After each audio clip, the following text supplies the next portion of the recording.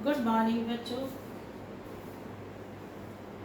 हम लोग पढ़ रहे हैं कार्बोक्सिलिक एसिड। लास्ट टाइम मैंने आपको कार्बोक्सिलिक एसिड बनाने की विधियां और उनके भौतिक गुण बता दिए थे।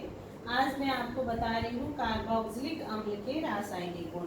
तो सबसे पहले हम देखते हैं, हमने इसे अम्ल कहा तो इसकी अम्लीय प्रवृत्ति क्या है। अगर मैं इसके स्ट्रक्चर को देखूं तो इसमें RCOOH होता है। अगर हम इसको आयनाइज करते हैं तो क्या होता है, ये बॉन्ड यहाँ डबल हो जाएगा तो यहाँ पर माइनस आ गया, ये इस तरीके से प्लस बॉन्ड हो गया। अगर जब O के ऊपर पॉजिटिव चार्ज आएगा तो इसके जो इलेक्ट्रॉन पेयर होगा वो इस तरफ शिफ्ट हो जाएगा और H जो है हाइड्रोजन आयन बनके अलग हो जाएगा। इसी तरीके से अगर मैं इसकी जल से रिएक्शन कर देती हूँ, हाइड्रोनियम आयन बन जाता है। तो इसका मतलब ये अम्लीय है। इससे पहले लेसन हमने पढ़ा था अल्कोहल और फिनॉल। वहां पर मैंने आपसे कहा था फिनॉल जो है वो अल्कोहल से ज्यादा अम्लीय होता है। अब हम यहाँ पर भी देखते हैं कार्बोक्सिलिक एसिड अम्ल और फिनॉल से किस तरह से अम्लीय होता है। तो यहाँ पर मैं कह रही हूँ कि जो कार्बोक्सिलिक एसिड होते हैं, कार्बोक्सिलिक अम्ल अल्कोहलों से प्रबल अम्ल होते हैं। देखो कैसे प्रबल होते हैं, इसमें RCOOH है। जब ये आयनाइज्ड हो जाएगा RCOO पर माइनस आएगा और एक हाइड्रोजन आयन निकल जाएगा। जिसमें हाइड्रोजन आयन निकलते हैं उन्हीं को हम अम्लीय कहते हैं। अब इसके अगर हम इस स्ट्रक्चर को देखें, जो ये RCOO पर एक माइनस है तो इसमें क्या होता है, रिजोनेंस यानी कि अनुनाद होता है। एक बार डबल बॉन्ड इधर आके माइनस इधर आ जाता है, दूसरी बार ये डबल बॉन्ड इस साइड में आ जाता है और ये ऊपर आ जाता है। इसलिए जब इसमें अनुनाद होता रहता है तो ये आयन स्थायी हो जाता है, ज्यादा इसका अस्तित्व बढ़ जाता है। लेकिन अल्कोहल में देखो ROH, H हट गया O, एक ही O पर माइनस बॉन्ड है तो इसमें इस तरीके से रिजोनेंस नहीं होता, यानी कि इसमें अनुनाद नहीं होता। इसमें दोनों O के बीच में अनुनाद होता है, कभी बॉन्ड इधर कभी बॉन्ड इस O से कभी इस O से। अगर ये इधर जाएगा तो यहाँ माइनस आ जाएगा आयन, ये इधर आ गया तो इधर आ गया। तो अनुनाद की वजह से अल्कोहल जो होते हैं, अल्कोहल स्टेबल नहीं होते, जबकि कार्बोक्सिलिक अम्ल का जो आयन होता है वो ज़्यादा स्थायी होता है, इसलिए हाइड्रोजन आयन इजीली निकल जाते हैं। तो मैं कह सकती हूँ कि जो कार्बोक्सिलिक अम्ल होते हैं वो अल्कोहलों से ज़्यादा प्रबल अम्ल होते हैं। अब मैं फिनॉल को देखती हूँ। फिनॉल में भी क्या होता है, कार्बोक्सिलिक अम्ल जो होते हैं वो फिनॉल से भी अधिक प्रबल होते हैं।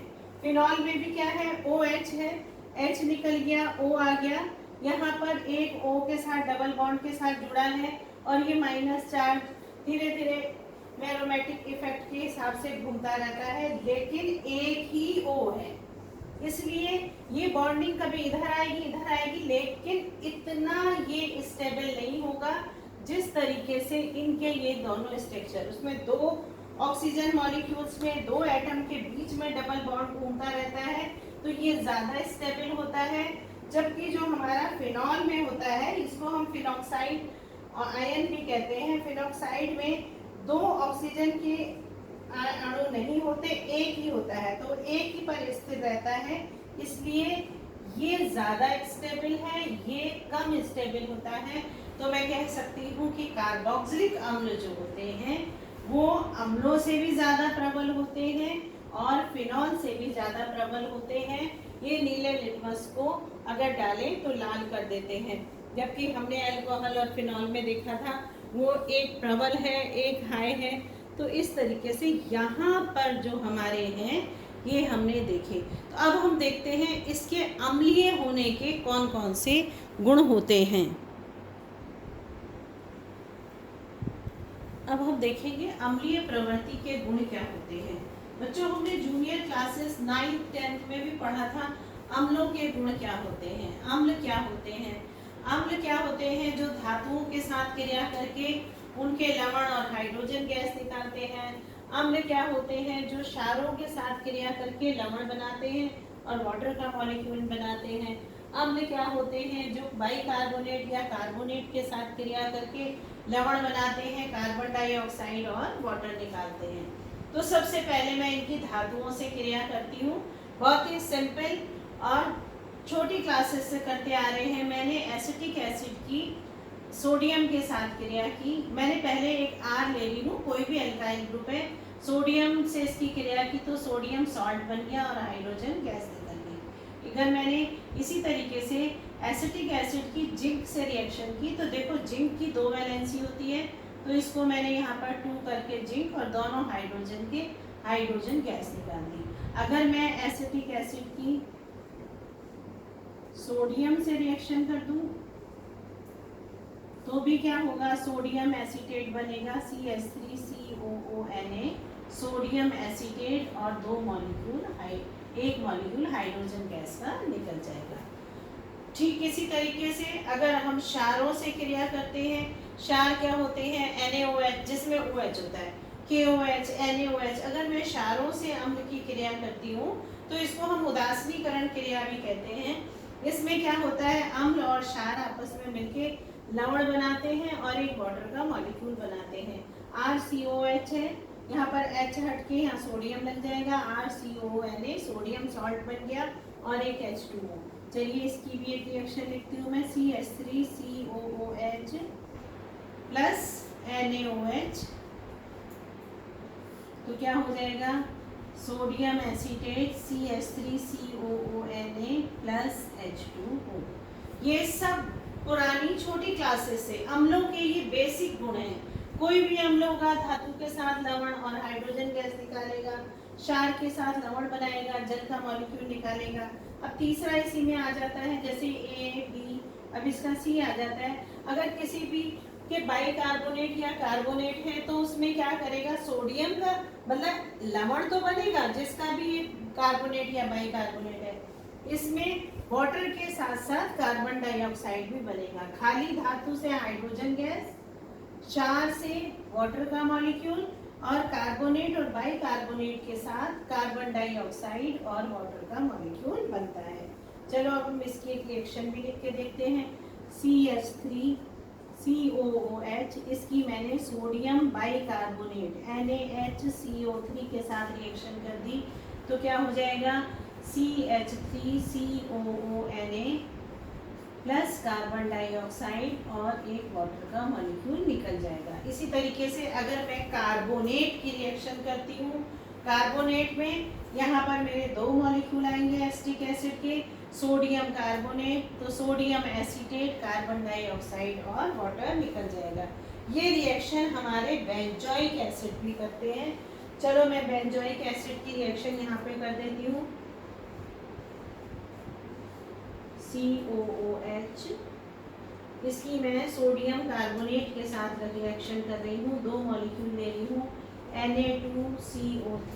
इसकी जब मैं रिएक्शन कर दूंगी तो क्या होगा? यहाँ पर Na आ जाएगा, सोडियम बेंजोएट बन गया, COONA plus CO2 plus H2O, सब में वही बनेगा।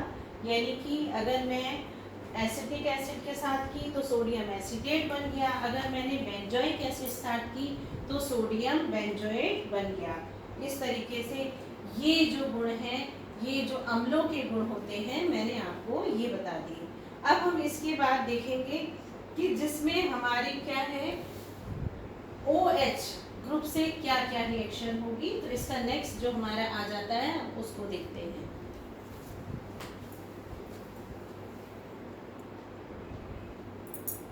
अब बच्चों हम नेक्स्ट रिएक्शन पढ़ेंगे जिसमें हमारा ये OH ग्रुप जो होता है ये विस्थापित होगा। जो भी रिएक्शन होगी इसमें OH के बेस पर होगी। तो सबसे पहले हम एसिड एनहाइड्राइड का निर्माण करते हैं। एसिड एनहाइड्राइड क्या होता है मैं पहले भी हर लेसन में आपको बता चुकी हूँ। अगर 2 कार्बोक्सिलिक अम्ल के ग्रुप 2 मॉलिक्यूल आपस में जुड़ते हैं और एक वाटर का मॉलिक्यूल निकाल देते हैं तो ये हमारा एसिड एनहाइड्राइड बन जाता है। कैसे करते हैं इसको? कंसंट्रेटेड सल्फ्यूरिक एसिड या फास्फोरस पेंटाऑक्साइड की उपस्थिति में हम गर्म करते हैं। जब इसको हम गर्म करते हैं तो एक का OH एक का H निकल जाएगा। तो आप देखो ये RCOO, अब ये एक O आएगा बीच में, फिर C डबल बॉन्ड OR, इसको हम एसिड एनहाइड्रेट कहते हैं और वाटर का मॉलिक्यूल निकल जाता है। इसी तरीके से अगर मैं एसिटिक एसिड के 2 मॉलिक्यूल ले लेती हूँ, फास्फोरस पेंटाऑक्साइड, यहाँ पर मैं कंसंट्रेटेड सल्फ्यूरिक एसिड भी ले सकती हूँ, इससे रिएक्शन करूँगी तो मेरा एसिटिक एनहाइड्राइड बन जाता है।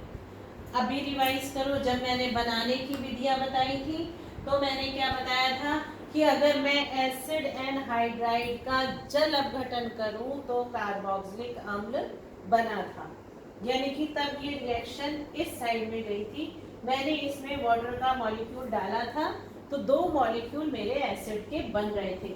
अब मैं एसिड एनहाइड्राइड बना रही हूँ, यानी कि इसमें से एक वाटर का मॉलिक्यूल 2 में से निकालती जा रही हूँ और मेरा एसिड एनहाइड्राइड बन गया। नेक्स्ट आ जाता है ईस्टरीकरण। ये भी हम छोटी क्लासेस से पढ़ते हैं और अल्कोहल फिनॉल वाले लेसन में भी आया था। जब हम किसी भी कार्बोक्सिलिक अम्ल की फिनॉल या अल्कोहल से रिएक्शन कर देते हैं तो उसमें से भी क्या होता है, एक वाटर का मॉलिक्यूल निकल जाता है, बिल्कुल इसी तरीके से रिएक्शन होती है और जो बन के आता है उसको हम ईस्टर कहते हैं।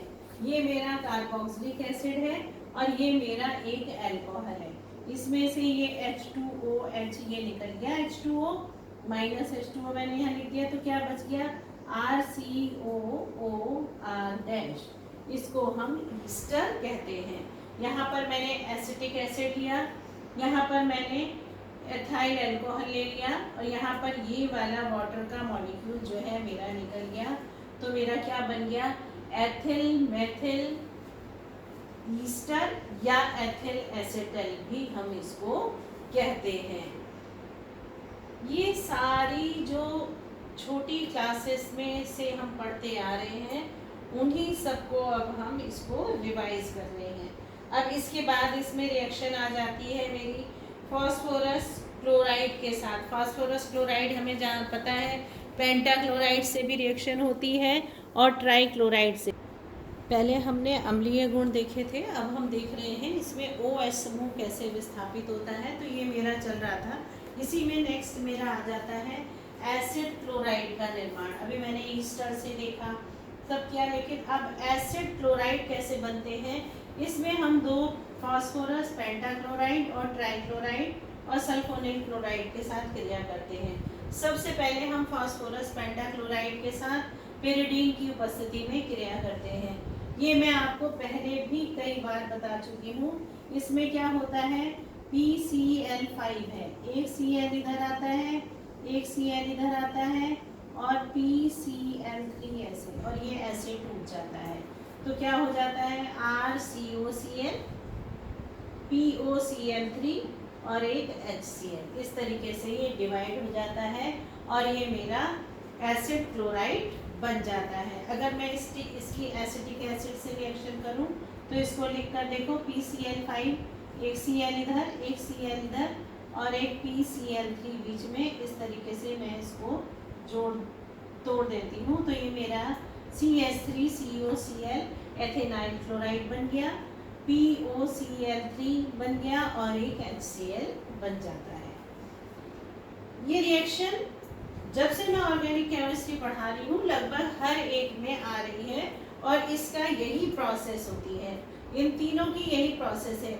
जब PCl3 से क्रिया करूँगी तो मैं इसमें कार्बोक्सिलिक एसिड का एक मॉलिक्यूल ले रही हूँ और एक इसका ले रही हूँ। इसमें मैं PCl3 का एक लूँगी लेकिन इसके 3 मॉलिक्यूल लूँगी, तो क्या होगा RCOOH के 3 मॉलिक्यूल लिए और PCl3 का एक मॉलिक्यूल लिया, ये 3 के 3 यहाँ पर ये H हट जाएगा और 3 मेरे यहाँ पर क्या आ जाएगा, OH हटा दिया, Cl आ गया, RCOCl एसिड क्लोराइड बन जाता है। अब देखो 3 मॉलिक्यूल यहाँ से H के बचे, 3 O के, तो क्या बन गया H3, यहाँ से सिर्फ P बचा था, H3PO3 फास्फोरस अम्ल बन जाता है। अगर मैं एसिटिक एसिड से रिएक्शन करूँ, 3 मॉलिक्यूल लेने हैं, PCl3, इसमें भी ठीक वही, सारे यहाँ से टूट जाएगा और Cl यहाँ जुड़ जाएंगे। 3 मॉलिक्यूल हैं तो 3 Cl यहाँ पर आ गए, तो 3CH3COCl बन गया। H3P एक बचा है, O के भी 3 है, H3PO3 फास्फोरस अम्ल बन जाता है। इसके बाद नेक्स्ट रिएक्शन आ जाती है thionyl chloride. Thionyl chloride SOCl2। ये रिएक्शन भी मैं ऑर्गेनिक केमिस्ट्री के लगभग हर लेसन में आपको करा रही हूँ। इसको भी किस तरह से तोड़ते हैं, देखो यहाँ पर एक तरफ Cl आता है, Cl के 2 हैं, एक Cl H के साथ आता है और SO बीच में आ जाता है, ये तोड़ दिया मैंने। तो CH3COCl, S के साथ एक O ये था, एक O ये आ गया, SO2 और HCl। इस तरह से ये मेरा एसिड क्लोराइड SO2 और HCl बन जाता है। अब देखो अगर मैं इसकी बेंजोइक एसिड से रिएक्शन कर देती हूँ COCl2, तो वही इसमें एक O यहाँ से लेके SO2 बन गया, एक H के साथ Cl आ गया HCl। यहाँ बेंजोइक एसिड में CO बचा था, उसके साथ एक Cl, तो बेंजाइल क्लोराइड मेरा बन जाता है। यानी कि इसमें मैंने OH ग्रुप जो था उसको विस्थापित करके उसकी जगह पर दूसरों को ऐड किया। तो अभी इसमें मेरी और रिएक्शन भी है। अभी तो मैंने सिर्फ इनके एसिड के क्लोराइड किए, अब एमाइड देखते हैं। एमाइड मीन्स मैं अमोनिया से रिएक्शन करके भी इसको अपचे विस्थापित करूंगी। अब इसी की नेक्स्ट रिएक्शन है कि हम एसिड के एमाइड किस तरह से बनाते हैं। अभी हमने एसिड क्लोराइड बनाए थे, अब एसिड एमाइड। एमाइड बनाने के लिए हम क्या करते हैं, एसिड की अमोनिया से रिएक्शन करते हैं। जब हम इसकी अमोनिया से रिएक्शन करते हैं तो पहले ये देखो यहाँ पर H इसमें जुड़कर NH4 एक अमोनियम कंपाउंड बन जाता है, और जब मैं उसको गर्म करती हूँ तो उसमें से वाटर का मॉलिक्यूल NH4 में से 2 निकल गया, NH2, और एक O यहाँ से निकल गया, वाटर का मॉलिक्यूल निकल जाता है, और बाकी जो RCONH2 बचता है इसको हम एमाइड कहते हैं। CONH2 एमाइड होते हैं, तो इनको हम एमाइड कहते हैं। अगर मैं एसिटिक एसिड की अमोनिया से रिएक्शन करती हूँ, पहले ये इसमें जुड़ जाता है, अमोनियम एसीटेट बनता है, और जब मैं अमोनियम एसीटेट को गर्म करती हूँ तो ये एस्टामाइड में टूट जाता है और एक वाटर का मॉलिक्यूल निकल जाता है। इसी तरीके से अगर मैं बेंजोइक एसिड से रिएक्शन करूँ, एरोमेटिक एसिड भी इसमें रिएक्शन कर रहे हैं, अगर मैं इससे रिएक्शन करती हूँ तो पहले जैसे यहाँ अमोनियम एसीटेट बना था, यहाँ अमोनियम बेंजोएट बन जाता है। गर्म करने पर इसमें से भी यहाँ से एक वाटर का मॉलिक्यूल निकल जाता है और CONH2 जुड़ के बेंजामाइड बन जाता है। ये अगर एक CO ग्रुप था, COH एक एसिडिक ग्रुप है। अगर जैसे थैलिक एसिड, इसमें 2 होते हैं, इसकी भी अगर मैं रिएक्शन करूं, यहाँ पर मैं एक अमोनिया का मॉलिक्यूल ले रही थी, यहाँ मैं 2 से ले रही हूँ, दोनों जगह पर अमोनियम कंपाउंड बनेगा जिसको हम अमोनियम थैलेट कहेंगे। और जब मैं इसको गर्म करूंगी, जैसे इसमें एक वाटर का मॉलिक्यूल निकल रहा था, इसमें 2 जगह हैं, तो दोनों जगह से वाटर के 2 मॉलिक्यूल निकल जाएंगे और क्या बन जाएगा, थैलामाइड। थैलिक एसिड से अमोनियम थैलेट, फिर थैलोमाइड बन जाता है। अगर मैं इसको बहुत ज़्यादा गर्म कर देती हूँ तो इसमें से NH2 एक H यहाँ से लेके अमोनिया का मॉलिक्यूल निकल जाता है और NH बीच में आ जाता है। इस तरीके से स्ट्रक्चर बन जाता है जिसको हम थैलीमाइड कहते हैं। यानी कि थैलिक एसिड से अमोनियम थैलेट बना, फिर थैलोमाइड बन जाता है। और अगर मैं थैलोमाइड को और ज़्यादा गर्म कर देती हूँ तो इसमें से अब एक अमोनिया का मॉलिक्यूल निकल जाता है और थैलीइमाइड बन जाता है। तो बच्चों ये जो गुण थे, ये हमारे जो थे वो OH ग्रुप को प्रतिस्थापित करके थे। अब हम इसके आगे जो रिएक्शंस देखेंगे वो हम देखेंगे जो पूरी कार्बोक्सिलिक ग्रुप यानी COOH ग्रुप के साथ किस तरह से विस्थापित करके रिएक्शन करेंगे। आज मैं इतना ही बताऊंगी। आज मैंने आपको इनकी पहले अम्लों के गुण बताए कि मैंने कहा अम्ल है, ये अल्कोहल और फिनॉल से ज़्यादा प्रबल अम्ल है। अम्लों के गुण, धातुओं के साथ क्रिया की तो लवण और हाइड्रोजन गैस बनाया, कार्बोनेट के साथ क्रिया की तो लवण और कार्बन डाइऑक्साइड और वाटर बनाया। तो इस तरीके से हमने, और क्षार के साथ क्रिया की तो लवण और वाटर बना। इस तरीके से फिर मैंने आपको बताया OH ग्रुप स्थापित किया, उसमें मैंने इनके एसिड क्लोराइड बनाए, PCl5 से रिएक्शन की, PCl3 से रिएक्शन की, सल्फोनिल क्लोराइड के साथ रिएक्शन की, और अब मैंने एमाइड बनाए, तो मैंने अमोनिया के साथ रिएक्शन की। इसकी बाकी की जो रिएक्शंस है वो हम कल देखेंगे। Thank you.